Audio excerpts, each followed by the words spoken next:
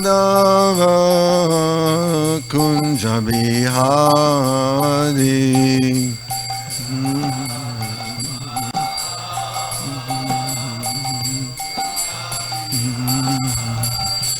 Jai Radha Madhava Kunja Bihari.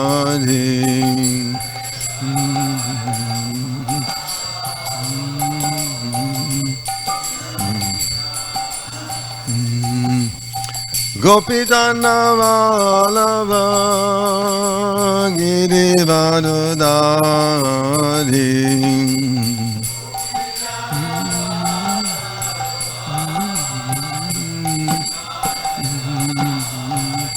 Jasodanandana Braja Janaranjana.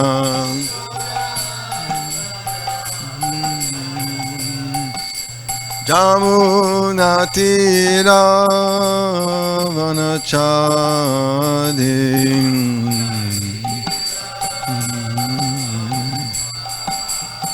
Jamunatira Vanachadi.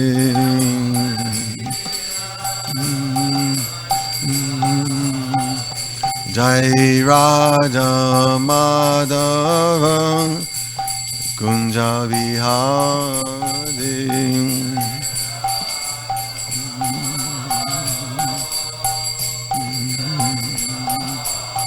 Jai Radha Madhava Kunja Vihari.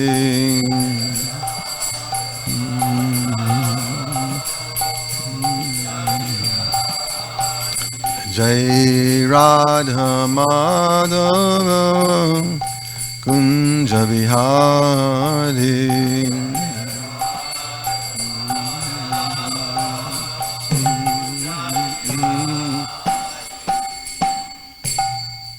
Jai Om Vishnupad Paramahansa Parivrajakacharya.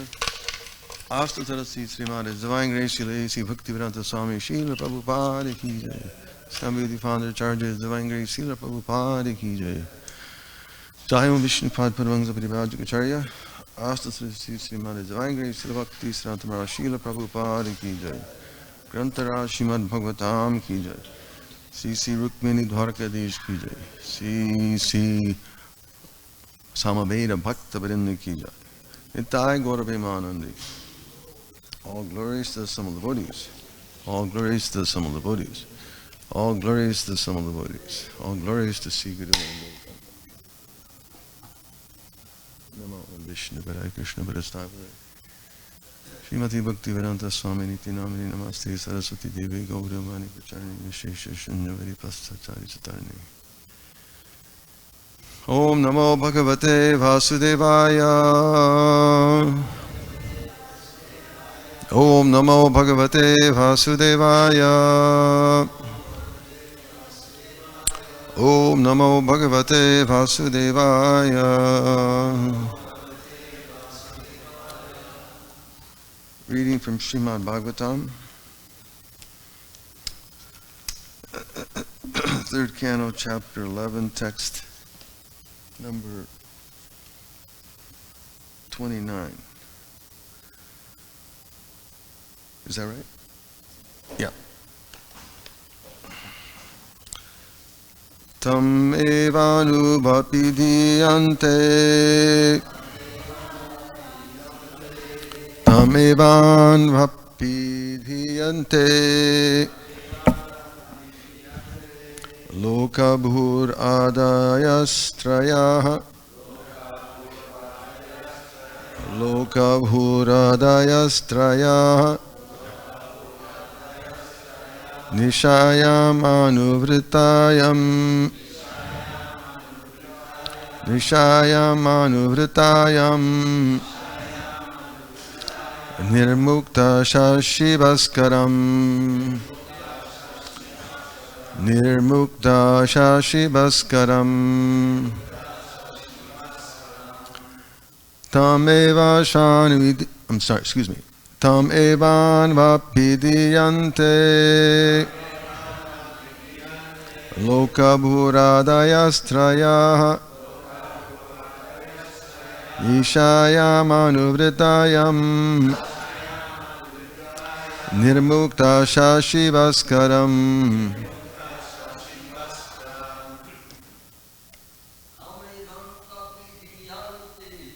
Tam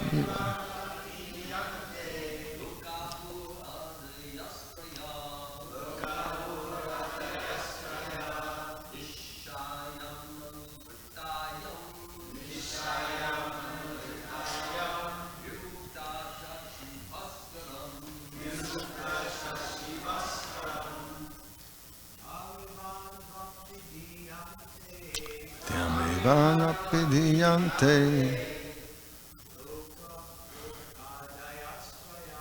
Loka Bhuradayastraya Shayamanuvritayam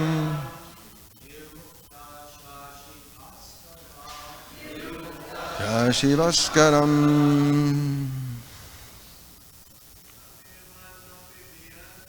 Tammevanapidiyante Loka Bhuradayastraya Shayamanuvritayam Nirmukta Shashivaskaram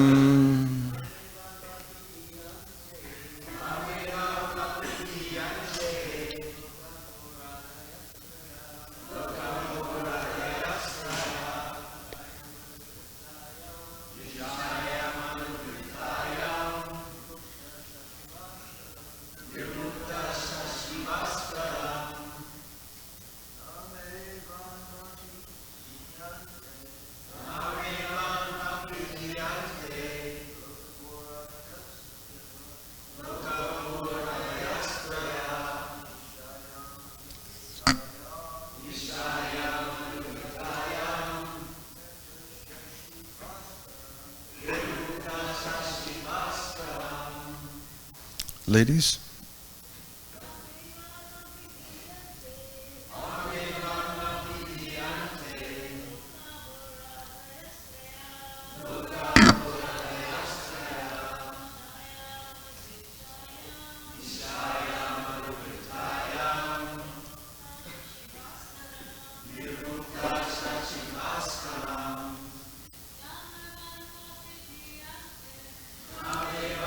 Vidiyante Lokabhura Shayastraya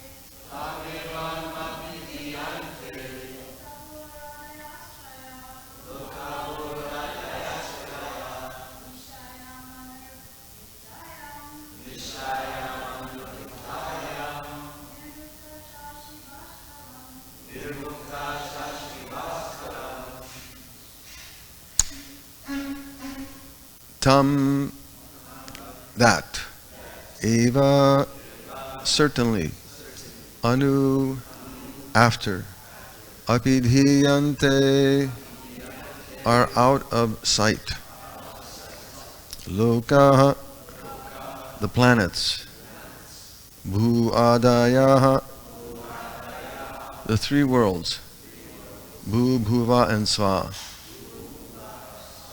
traya, three, nishayam, in the night, anuvrittayam, ordinary, nirmukta, without glare, shashi, the moon, bhaskaram, the sun.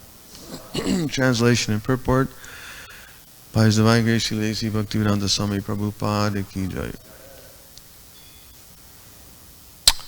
When the night of Brahma ensues, all the three worlds are out of sight, and the sun and the moon are without glare, just as in the due course of an ordinary night.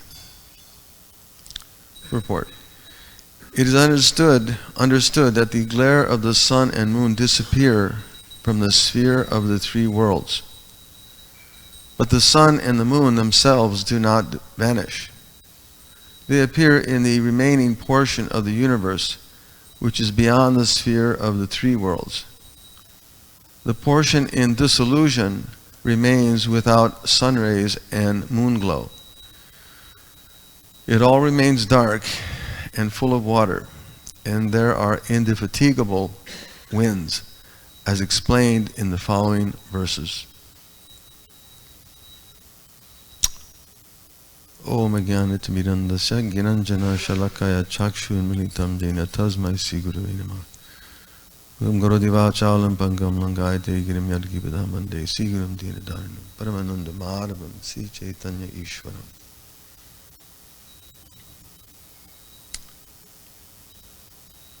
Translation again. When the night of Brahma ensues, all the three worlds are out of sight, and the sun and the moon are without glare, just as in the due course of an ordinary night.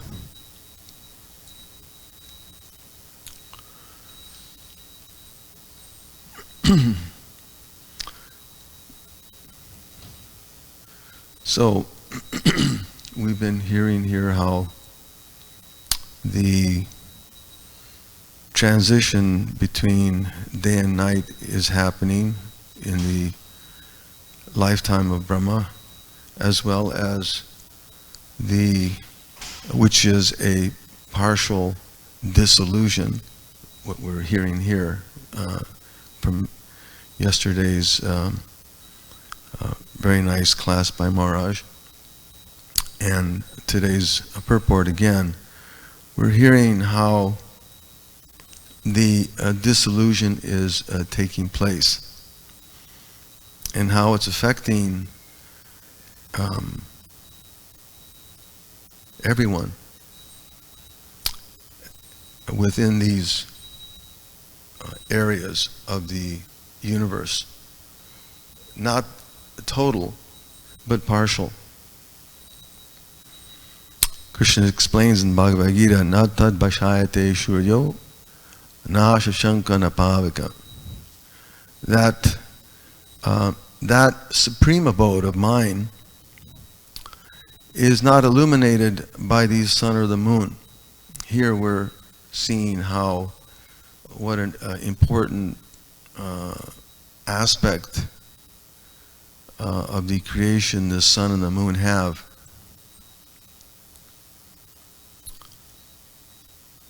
Just like sometimes you see those sci-fi movies when they show the dark side, when they go on the dark side of the moon, the astronauts, they show these photos too, so-called pictures of the moon. We don't really know, but they show the dark side, and it's cold and very ominous. And the light side, of course, is the sun, and it's full of life. So that same experience is there, that it all remains dark and full of water here. Prabhupada is explaining how it's gradually filling up. The fires, or the universal, as it's explained here, that and will be later on in the following verses from the mouth of Sankarshan, fire is coming, it's burning up the whole of the universe, and then the waters, or the rains, come in. So this devastation is, and those winds are indefatigable, Prabhupada explains here, that they're never exhausted. Krishna's energies are never exhausted, they're inexhaustible. It's not that it burns out at a certain time and then something else happens. No, the Lord's energies are in full potency at all times. And they're not dependent on material circumstances. Na tad bhashayate shuryo na shashanka na pavika. there's no need of sun and moon. There's no need of fire and electricity. It's like we're dependent on having some heat, right? We're dependent on having some electricity. And we're dependent on having some moon. But that abode of the Lord, yet gatva nanivartante tad dhamma paramama. That abode of mine is not subject to those rules, to those laws.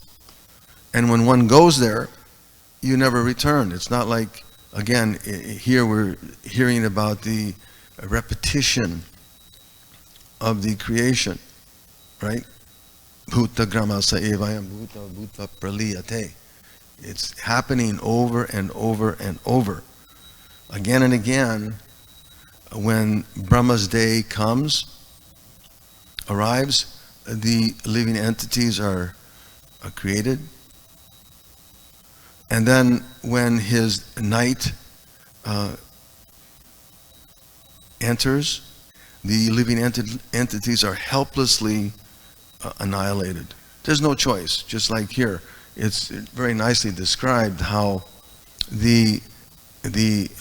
some of the higher beings, as soon as they see that rising water, and as soon as they feel the heat of those burning fires from Lord Sankarshan, we'll read about, they immediately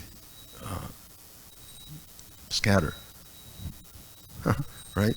They want to immediately get away from the lower regions of Patala and Martya and Svargalokas. They'd immediately go to the higher regions. Those who are fortunate, at least, they can go to those places. Otherwise, everyone is subject to those laws, to those rules in the material creation. But Krishna explains in Bhagavad Gita that parastasmatu bhavanyo vyakto vyaktat sanatana. There is a place, there is another unmanifest nature which is eternal and transcendental. And it's never subject to the manifestations of as matter does. It's manifest sometimes, and sometimes it's unmanifest. But no, his nature, that supreme abode of his, is never annihilated. And one remains there for all time. It's not that you, again, one has to scramble and try to go from one Siddhaloka to Janaloka to Tapaloka, go from this place to that place, trying to find some secure place. No, that is not the nature of the Lord's abode. And one is not thrown into that condition helplessly. There's a very nice pastime that describes how Markandeya Rishi, when he was engaged in a meditation upon the Supreme Lord, was visited by Narayan Rishis. He was in his forest dwelling, and the Lord was so satisfied by his prayers and his devotion that the Lord appeared before him and offered him a benediction, that I'm so pleased with your devotion that you can ask of me anything you like. And Markandeya, when he saw the Lord, said, just your darshan, just to be able to see you is enough. But I'd like to be able to see the material nature and how it works, how that illusory potency works, and by whose influence the entire world considers reality to be materially variegated. So when Narayan Rishis heard this, they said, so be it. And they went off to Badarik Ashram, where they reside. And Markandeya continued with his meditation, with his devotional activities. Within his heart, within his mind, he was offering so many nice paraphernalia to the deity, just as we have the opportunity to offer so many nice articles and paraphernalia of worship to the Lord. We can offer him nice garlands, nice dress, and nice foodstuffs. And we're able to even touch his transcendental form. So Markandeya was engaged in that sort of meditation, that he was offering the Lord so many nice things. So much so that he would go into ecstasy and he would forget to do his seva. He would sometimes get so absorbed in his meditation that he would forget. Just like we sometimes, right? We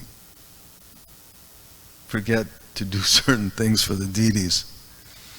Hopefully it's a devotional forgetfulness and not an intentional.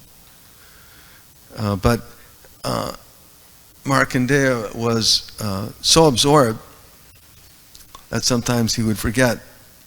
So one day he was in his meditation, and then all of a sudden a deep wind, a raging wind blew in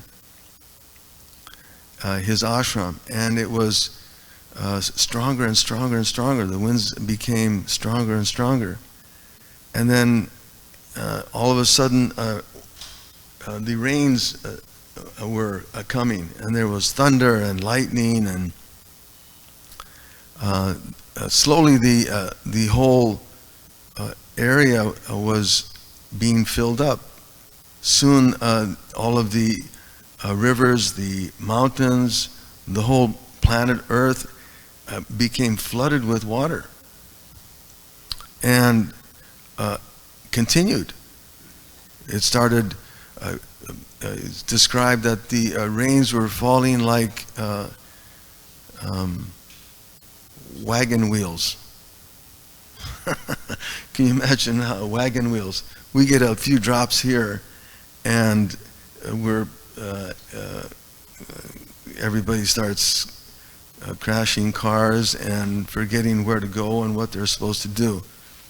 But you can imagine someone being in a place where the rains were coming like wagon wheels falling from the sky. It was so intense. And these waves became more and more strong, and the winds, as Prabhupada explains here, indefatigable winds. There was no end to it.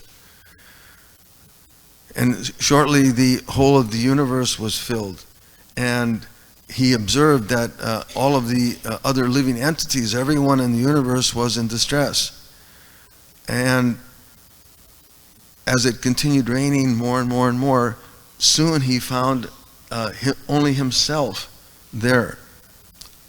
All others had disappeared out of sight. And then all of a sudden it got very dark, as Prabhupada explains here. It remains dark and full of water. So the whole of the universe was filled up with water. And there were so many, all the while he was being threatened by different aquatics, and surrounded by this infinite darkness, battered by waves and threatened by aquatics. He felt as if he were dying. You can imagine.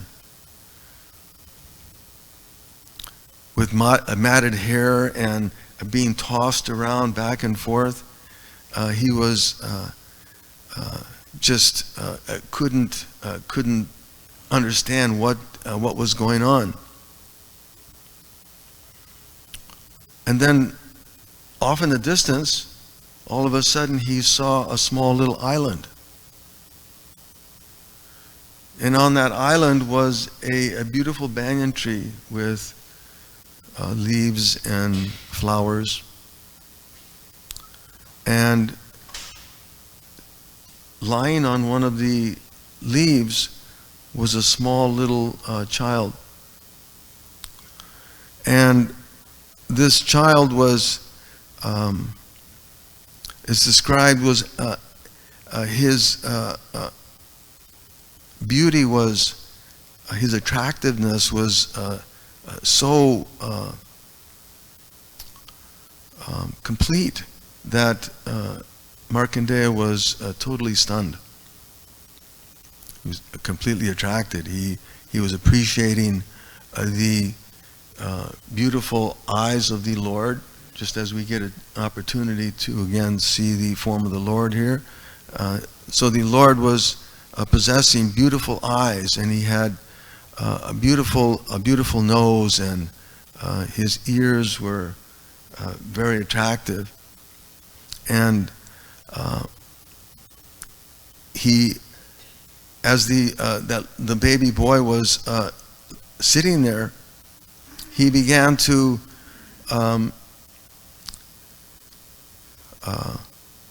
with his fine hands, his fine fingers. The Lord is described, he has very graceful fingers. So with his graceful fingers, he grabbed his foot and brought it close and grabbed his toe and put it into his mouth and began to suck on the toe. And Markandeya Rishi is observing this all the while. All the while he's being tossed around. But he's observing this wonderful experience of this little boy who had this beauty that was unimaginable. And he was so enamored by the boy that he wanted to approach him and embrace him. And the little boy, with his on his face, he had this little smile.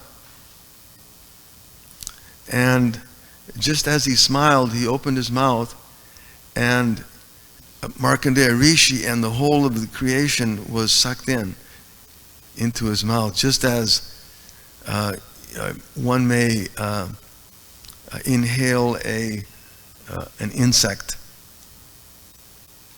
We all have that experience, right? Sometimes you may be walking along, and all of a sudden a little insect flies into your mouth. So the Lord inhaled Markandeya Rishi and the whole devastation that was taking place, and he brought it within himself. And within that form, Markandeya Rishi saw himself, and he saw the whole universe as it was before the dissolution. He saw the different planets, he saw the different residents, the different demigods, the mountains, the rivers. Everything was there as before the dissolution. And he was totally struck by this sight. He saw himself, And again, he saw this little boy. And again, he was so attracted that he wanted to again approach this little boy, when all of a sudden the boy exhaled. And he was again thrown into this devastating water. And then the next moment, again, everything was there as it was before the disillusion began, before the rains happened. And he found himself in his ashram. So, as the Bhagavad Gita describes, how the living entities, they're helplessly annihilated. They're helpless. We don't have a choice. We don't have an alternative in the material existence. Instead, whatever your place of residence may be, whether it's in the earthly planets, whether it's in the heavenly planets, it's all subject to the Lord's will. So, what are we to learn from all of that? Well, the Lord says, Rate ritim na pratyeta chatmani tad vidyad atmano mayam yatha bhasha yathatama. That that he's explaining to Lord Brahma in the Srimad Bhagavatam, that whatever you see, if it has no relation to me, if you may think it has some value, if you think something has some value, but it has no relation to me, know it to be my illusory energy. Just as Markandeya was tossed around by the illusory energy, and here we're reading how this condition is going over and over and over. It's happening over and over again. So, if it has no relation to the Supreme Lord, know it to be a reflection, and that it's subject to being in darkness. And that condition is the state of the living beings in the material world, that because of their forgetfulness of Krishna, right? The Vedic literatures tell us, Krishna buliye se jeev anadya bahir mukh, that as soon as that forgetfulness takes place, the living being is entangled in the material nature, and is entangled since time immemorial. Just as Markandeya Rishis, he was floating for millions of years. He was being tossed for millions of years, and then finally he found he had that encounter with the Lord. So the living entities are being tossed, and that material nature, it's working under the supervision of the Lord, just as here, although the demigods and higher beings are very powerful, they're subject to those laws of nature. Sisti stisti pralaya sadhya shakti revya chayeva yasya bhuvanarni vibharti durga. That energy, Durga, is in charge of the creation, maintenance, and dissolution. She's working under his direction. So it's not that something is happening that does not have the Lord's direction. So what are we to learn from all of this? And when we read these experiences that the great sages and saints are, even in the higher planets, are having to undergo, the instruction is asato ma sadgama. that don't stay in illusion, but come to the reality. This material world, whether it's in this place or that place, it doesn't matter whether it's a higher place, it's all an illusion. So the instruction is, Tamsima Jyotirgama, get out of that ignorance, that darkness, which we're all having to undergo,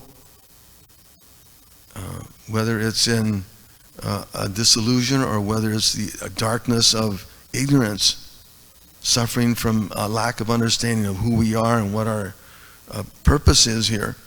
So get out of that darkness and come to the light. Mrito ma amrita gama. Don't take on another material body, but become eternal.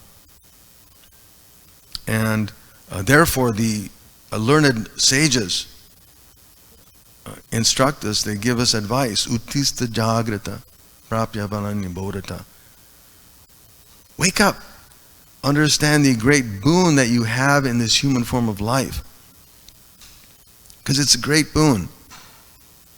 And the learned sages are telling us that the path to becoming freed from all of this repetition, this struggle, whether it's in this planet or that planet, or for thousands of years, 36,000 years, for 72,000 years, we heard. This is, it's a razor's edge.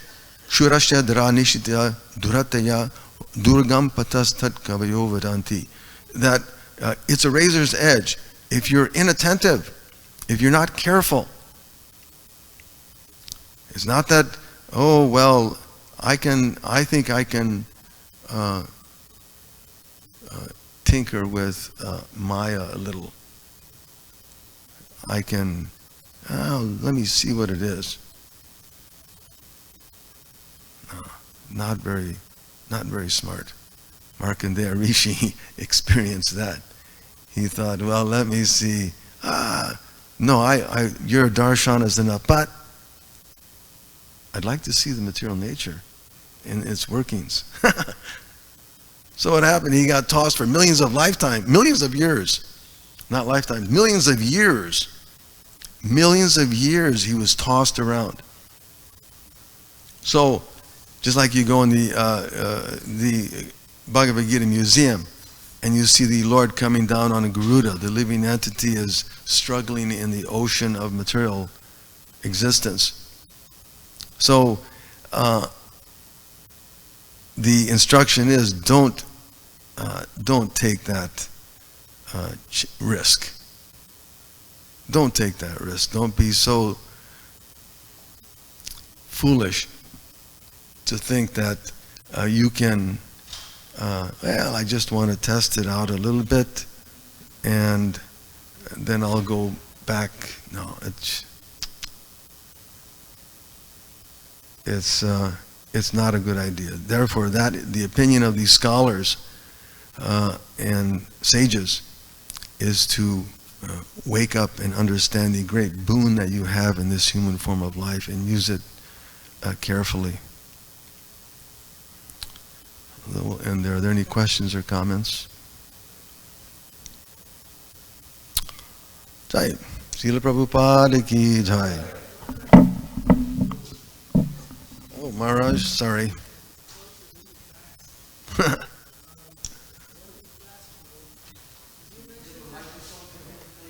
Give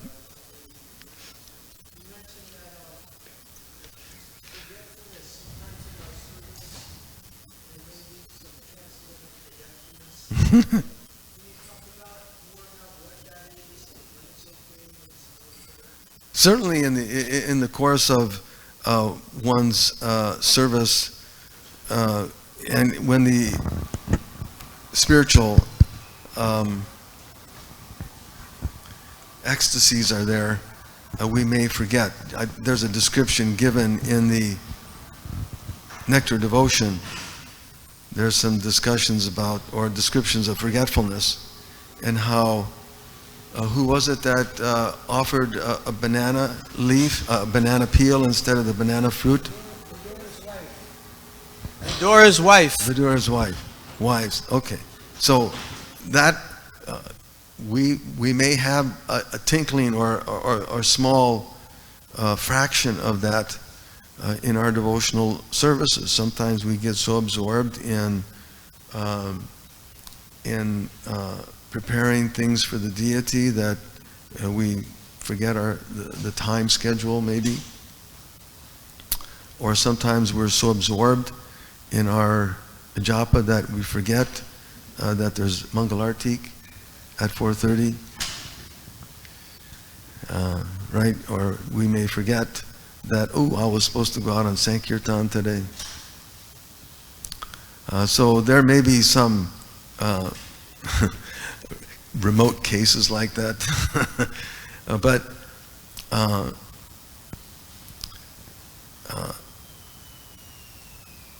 it's different than when we're in mode of ignorance and we're so absorbed in our own gratification that I forget I'm supposed to be doing something right now for Krishna, or I'm supposed to be doing something in the association of devotees, I'm supposed to be in kirtan, or I'm supposed to be out on Sankirtan, or it's different. It's obvious. And the reactions are obvious as well. Krishna can certainly appreciate when a devotee in love and devotion forgets Krishna still ate the banana peel. But when it's done in a foolish way, no. I remember in Chicago one year, this was in '75, Srila Prabhupada came to visit, and Prabhupada was sitting on the Vyasasana, and after class he would always sit and prasadam was brought to him, so they brought a large tray, silver tray of the deity's Mahaprasad. Prabhupada was sitting on the Vyasasana, and Prabhupada sat and he tasted the halva, and he said, "Who's cooked this?" And they, such and such a devotee, some Mataji, she happened to cook this, and Prabhupada asked, "Bring her here." So the Mataji was brought to the temple room, and Prabhupada asked, "Did you cook this?" And she said, "Yes, Prabhupada." And, well, instead of sugar, you put in salt. And she said, oh well, my mistake. And that was not the right way to react. Prabhupada very sternly said, "No, that's your foolishness." So, if there's a difference between transcendental ecstasies and forgetfulness and mode of ignorance. When we're not attentive to what we're doing, we're not chanting properly, or we're not serving properly, or we are inattentive in following the principles, it's a whole different level. There's a big distinction between those two, and the reactions are certainly more severe. That's all I have to say. Srila Prabhupada ki jai.